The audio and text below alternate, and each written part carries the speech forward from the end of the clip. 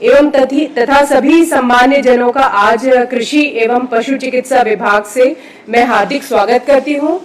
पुष्प गुच्छ से स्वागत हेतु डॉक्टर एस भारतीदासन विशेष सचिव से निवेदन है कि माननीय मुख्यमंत्री जी, माननीय कृषि मंत्री जी का स्वागत करें। तुलिका प्रजापति उप सचिव कृषि से निवेदन है कि वह सभी सम्मानीय सदस्य, माननीय गौ सेवा आयोग के अध्यक्ष का पुष्पगुच्छ से स्वागत करें।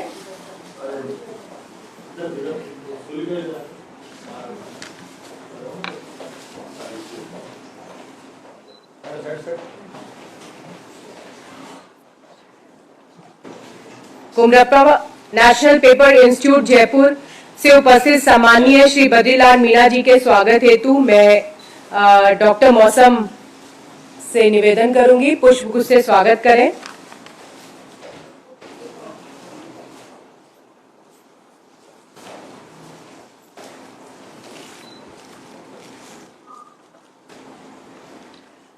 मेरे सभी सम्मानीय जनों से आग्रह है कि छत्तीसगढ़ राजगीत हेतु अपने स्थान पर खड़े होने का कष्ट करेंगे।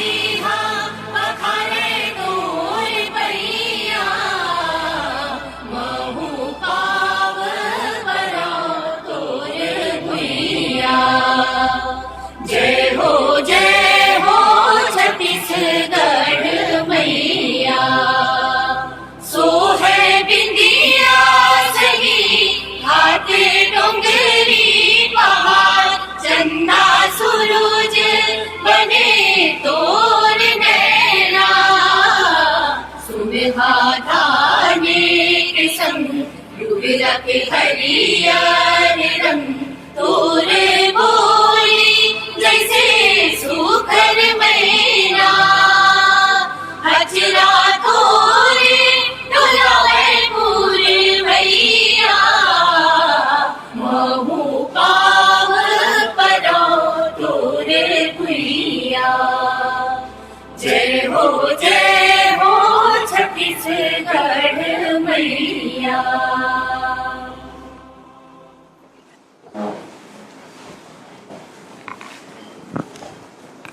मेरा माननीय मुख्यमंत्री जी से आग्रह है कि वे बटन दबाकर गोबर विक्रेताओं के राशि अंतरण तथा लाभांश वितरण करने का कष्ट करें।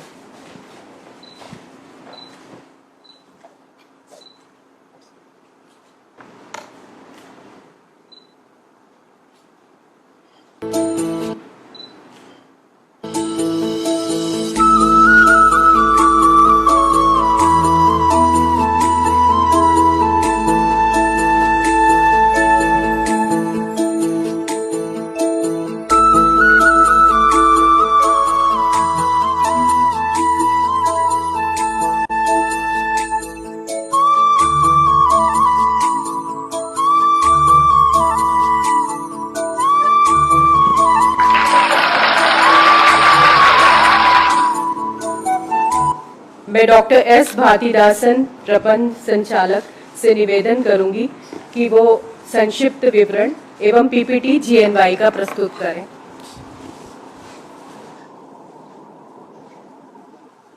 नमस्कार सर। आज जो लाभांश वितरण जो हुआ है उसकी एक संक्षिप्त विवरण बताना चाहूँगा सर। जो कुल अभी तक 10,564 जो गोटान स्वीकृत हुआ है, जिसमें 7,751 जो सक्रिय हो गया है, 2,64,451 जो पशुपालक पंजीकृत हुआ है, और उनमें से अभी तक 1,85,320 जो लाभान्वित हुए हैं। अभी तक जो कुल खरीदी गोबर का 55,77,000 क्विंटल जो किए हैं, जिसकी जो राशि 111 करोड़ 56 लाख हुआ है।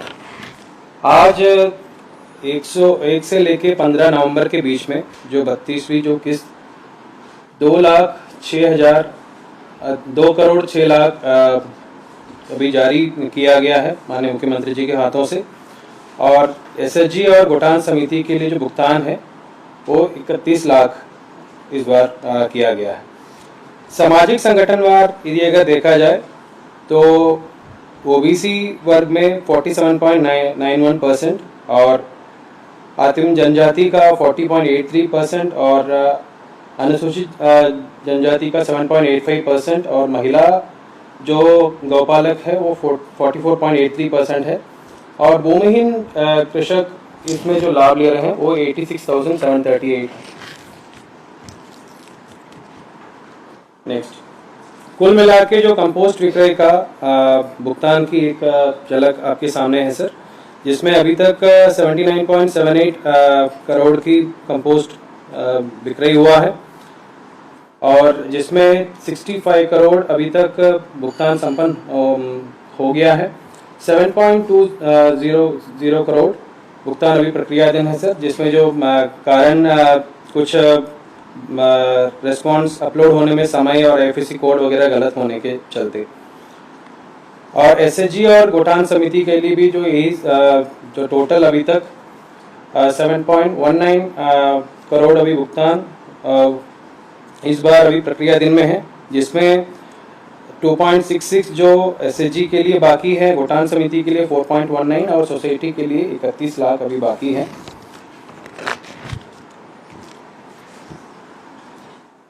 विगत एक माह में 47 जो नया गोटान स्वीकृत हुआ है और 49 गोटान निर्मित हुआ है। इसके बाद पूरे प्रदेश में अभी तक 7,751 गोटान निर्मित हो गया है और अभी 2,432 निर्माणाधीन है और 377 अभी अप्रारंभ है, जिसकी जो जल्दी ही ये कार्रवाई शुरू हो जाएगी। आपके निर्देश प्राप्त हुआ सर चारागाह हर गोटान में विकसित करने का।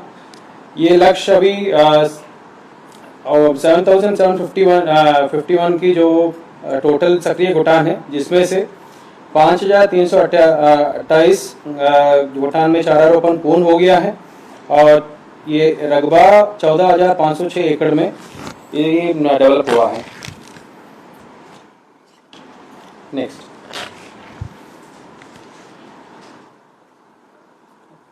गर्मी टांका अभी सर टोटल अभी हमारे यहाँ 81,773 का गर्मी टांका पूर्ण हो गया है और 6,345 जो गर्मी टांका अभी जो प्रगतिरत है और 3,565 प्रारंभ है, जो जरूरत पड़ने पर उसकी जो बढ़ाते जा रहे हैं सर।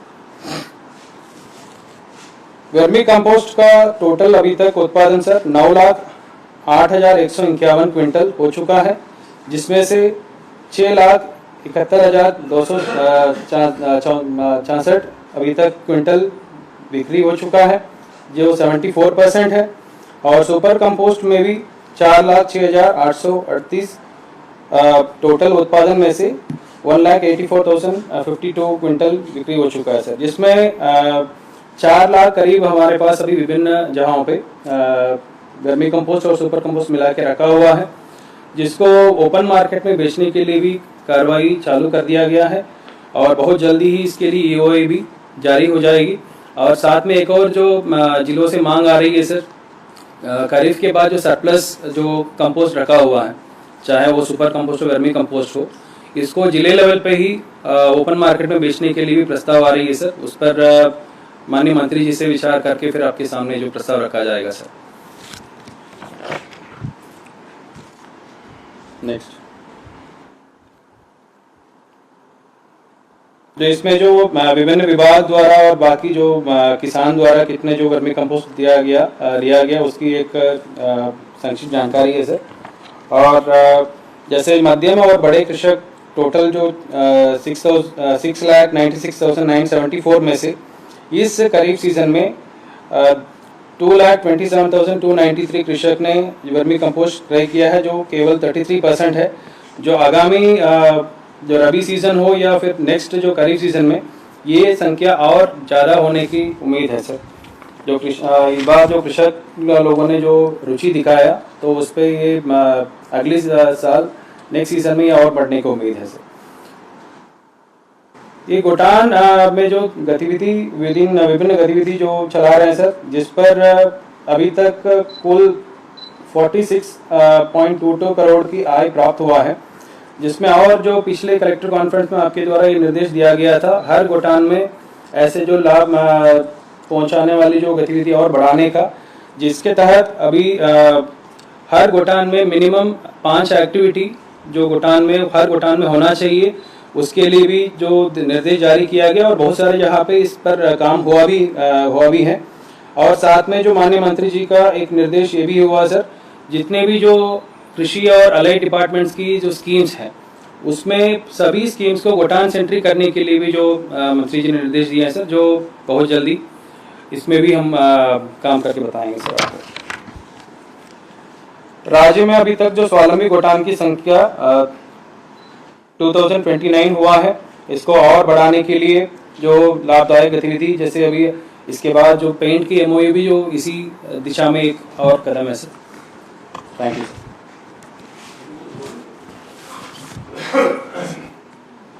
सर। एमओयू करने के बाद एक साथ एमओयू। अब मैं स्वयं गोबर पेंट पर एक पीपीटी प्रेजेंट करना चाहूंगी। संक्षिप्त पीपीटी है सर, 3 स्लाइड का। Next sir, Kumarappa national paper institute Jaipur, Khadi Gram Udyog, सूक्ष्म एवं लघु मध्यम उद्यम मंत्रालय, भारत सरकार, नई दिल्ली द्वारा यह प्रौद्योगिकी विकसित की गई है सर। प्राकृतिक पेंट निर्माण का मुख्य घटक जो है वो सीएमसी है, कार्बोक्सी मिथाइल सेल्यूलोज सर, और 100 किलोग्राम गोबर से लगभग 10 किलो सूखा सीएमसी तैयार होता है सर। कुल निर्मित पेंट की मात्रा का 30% भाग सीएमसी होता है सर, और इसको अच्छे से हम स्टोर कर सकते हैं। 500 लीटर पेंट बनाने के लिए सर 30 किलोग्राम सूखा सीएमसी की आवश्यकता होती है। और प्राकृतिक पेंट निर्माण में प्रति लीटर से 26 रुपए का व्यय अनुमानित है। कुमरप्पा नेशनल पेपर इंस्टीट्यूट जयपुर के द्वारा प्रति लीटर प्राकृतिक पेंट सर 120 रुपए प्रति लीटर प्लस जीएसटी निर्धारित किया गया है। नेक्स्ट, राज्य में सर कुल 25 पेंट निर्माण इकाई तथा 50 सीएमसी निर्माण इकाई की स्थापना प्रस्तावित है सर। प्रत्येक संभाग में हम 5 पेंट निर्माण इकाई एवं 10 सीएमसी निर्माण इकाई स्थापित करेंगे। प्रत्येक पेंट सीएमसी निर्माण इकाई स्थापना पर 25 से 30 लाख का अनावर्ती खर्च संभावित है सर। प्रत्येक पेंट निर्माण इकाई से प्रतिदिन 500 लीटर प्राकृतिक पेंट उत्पादित होगा। चयनित कुल 75 गौठान के स्वयं सहायता समूह, कुशल मजदूर, तकनीकी अधिकारियों का प्रशिक्षण sir Kumarappa national paper institute Jaipur में करवाया जाना है। और विशेष प्रचार प्रसार अभियान चलाकर सर आम जन को भी प्राकृतिक पेंट उपयोग करने के लिए तथा शासकीय विभागों को जो शासकीय बिल्डिंग बनती है उस पर यूज करने के लिए सर प्रोत्साहित किया जाएगा। नेक्स्ट सर, ये कुछ पिक्चर्स है। एमओयू जो है वो कुमरप्पा नेशनल पेपर इंस्टीट्यूट जयपुर एवं छत्तीसगढ़ राज्य गौ सेवा आयोग रायपुर के मध्य प्रस्तावित है। नेक्स्ट, अब मैं एमओयू पर हस्ताक्षर हेतु पंजीयक गौ सेवा आयोग तथा श्री बद्रीलाल मीणा जी, कुमरप्पा नेशनल पेपर इंस्टीट्यूट जयपुर को आमंत्रित करती हूँ।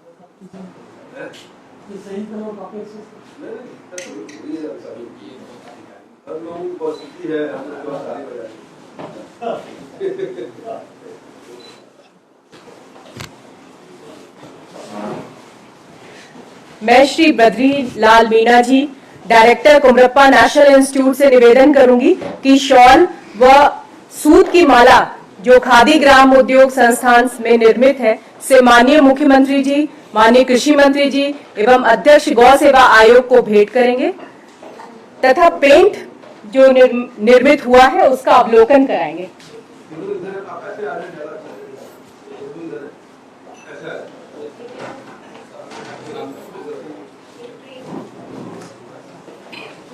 जाइए जाइए।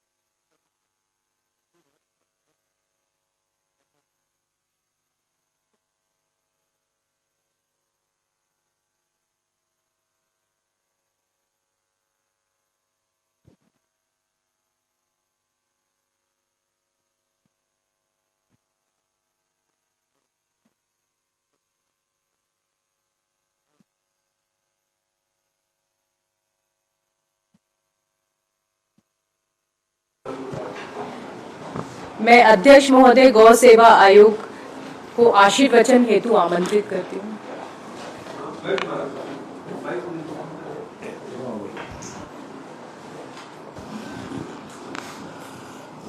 भारत माता की जय, गौ माता की जय। परम आदरणीय छत्तीसगढ़ की यशस्वी मुख्यमंत्री माननीय भूपेश बघेल जी, हमारे ऊर्जावान और सक्रिय वरिष्ठ मंत्री श्री रविंद्र चौधरी जो कृषि मंत्री, जल संसाधन मंत्री हैं, हमारे आयोग के सभी सदस्य बंधुगण, उपस्थित अधिकारीगण और राजस्थान भवन में पहुंचे अधिकारी बंधुगण, आज बहुत ही सुखद अवसर है और ऐतिहासिक दिवस है छत्तीसगढ़ के लिए।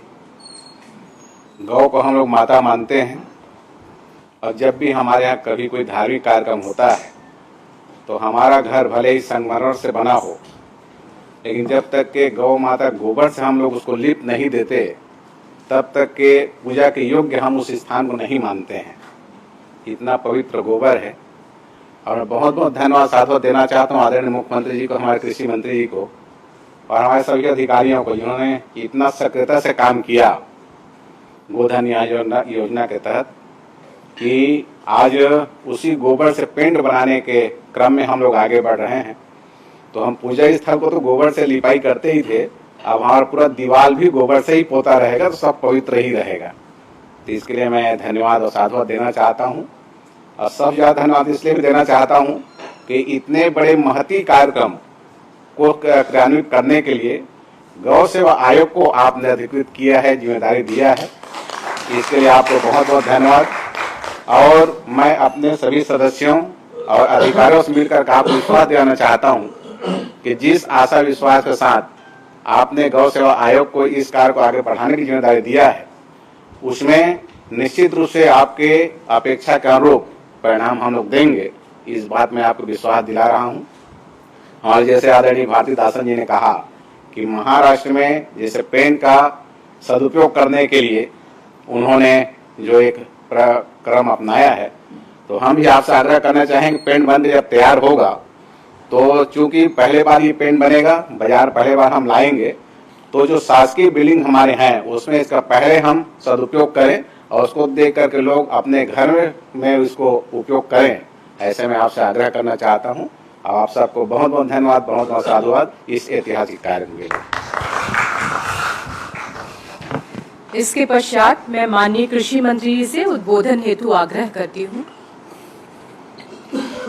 हम सबके परम सम्मानीय मुख्यमंत्री श्री भूपेश बघेल जी, बहुत ही सम्मानीय राजश्री महंत रामसुंदर दास जी, बहुत ही आदरणीय प्रदीप जी, सम्मानीय मीणा जी, सम्मानीय सुब्रत जी, भारती दासन जी, सभी सम्मानित अधिकारीगण, गौ सेवा आयोग के सभी आदरणीय सदस्यगण, आज हम सब लोगों के लिए, विशेष रूप से हमारे विभाग के लिए ऐतिहासिक दिन है।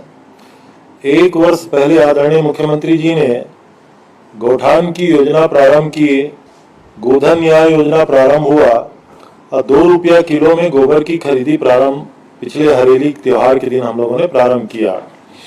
किसी को कल्पना नहीं थी कि इस योजना का रूप इतना वृहत होगा और इतना विस्तृत आकार ले लेगा, ये हम सबको भी कल्पना नहीं थी। शुरुआत में गौठान का निर्माण हुआ। छत्तीसगढ़ में 11,000 गौठानों की स्वीकृति हुई है। 10 एकड़ की भी जमीन अगर गौठान चारागाह और रूरल इंडस्ट्रियल पार्क को चिन्हित करने के लिए अगर माना जाए तो 1 लाख एकड़ से भी अधिक की जमीन लैंड पूल बन चुका है छत्तीसगढ़ में। दूसरा, इस काम के लिए जो एसएचजी की महिलाओं को जोड़ा गया है, हम लोगों के यहाँ प्रत्येक गौठान में 5 से 7 एसएचजी का ग्रुप काम कर रहा है, तो लगभग 1 लाख महिलाओं का वर्कफोर्स तैयार हो गया है।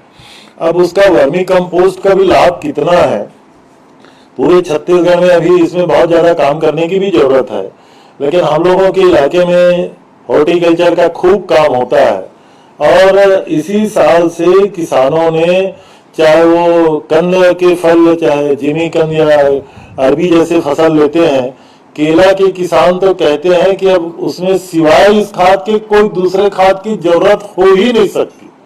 अभी हम लोग गाँव में घूम रहे हैं, तो ये तो अभी शुरुआत है। आने वाले समय में अभी विभाग के द्वारा जो 11 से 12 lakh quintal vermi compost, super compost तैयार किया गया है, बचे हुए वर्मी कंपोस्ट को बेचने के लिए हम लोगों ने मार्केट में अब उसको तलाशना शुरू कर दिया है और शेष रहेगा तो जो हम लोगों का रेट है उससे ज्यादा रेट में भी अगर ट्रेडर्स खरीदना चाहें, क्योंकि हम लोगों को उसको बार बार रिसाइकिल करना है, टांकों को खाली करना है, एसएचजी की महिलाओं को पैसा देना है और बाजार में वर्मी कंपोस्ट को बेचना भी है, ज्यादा कीमत भी अगर मिल जाए तो इस तरीके से अनुमति देने के बारे में भी कितना हम कर पाएंगे। आखिर व्यापारी भी लेगा तो 2 रुपया लाभ लेकर के उसको किसान को ही बेचेगा।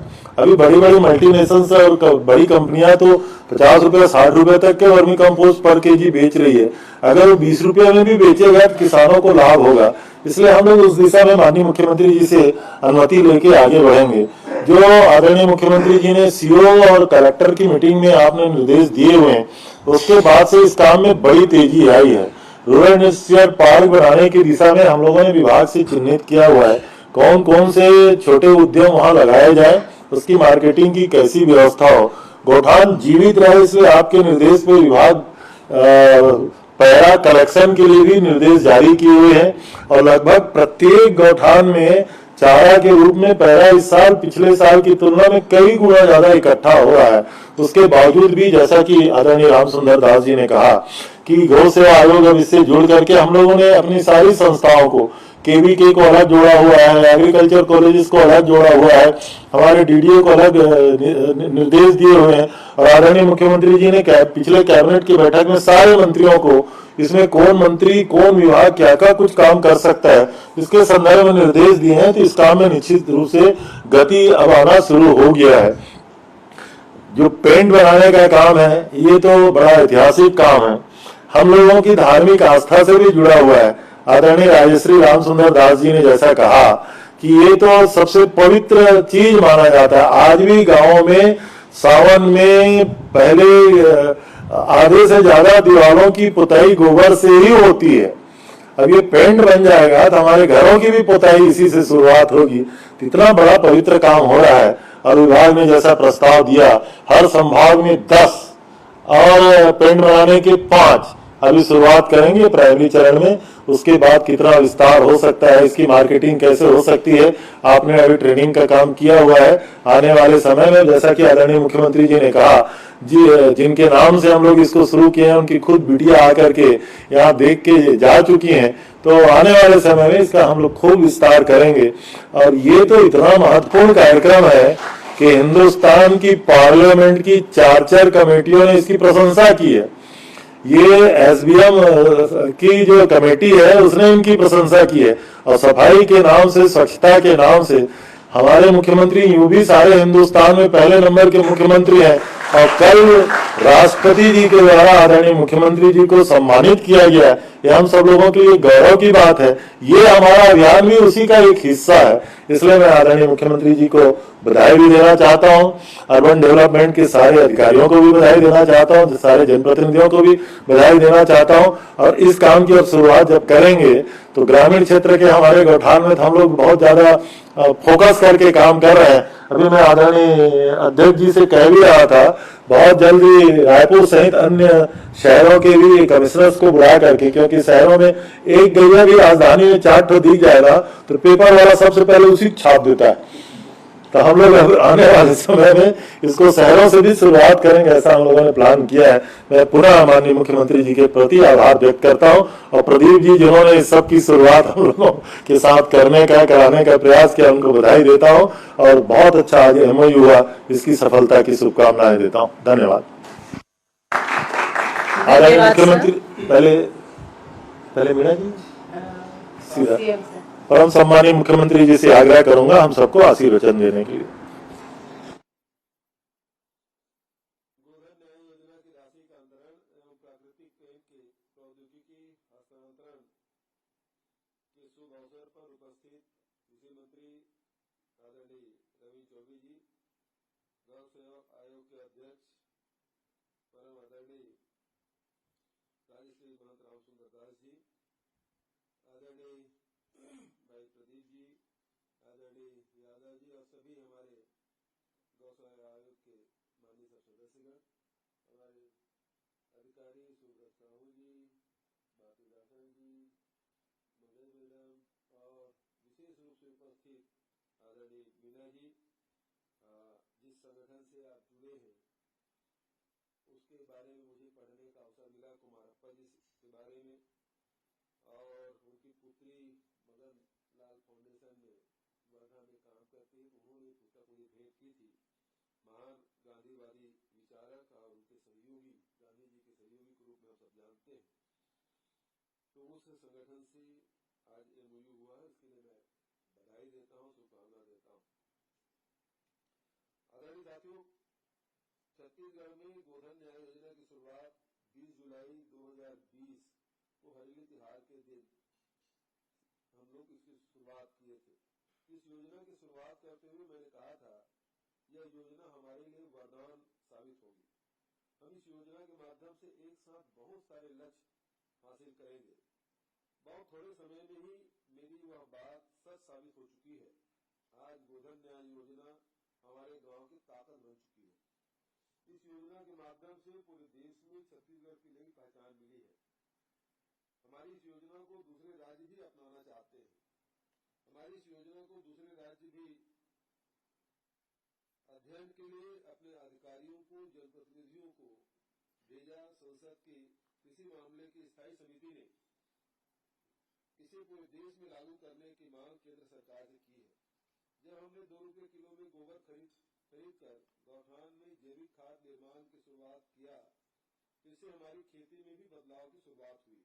रासायनिक खाद पर हमारी निर्भरता कम हुई है, खेती की लागत कम हुई है, हमारे खेत फिर से उपजाऊ होने लगे हैं।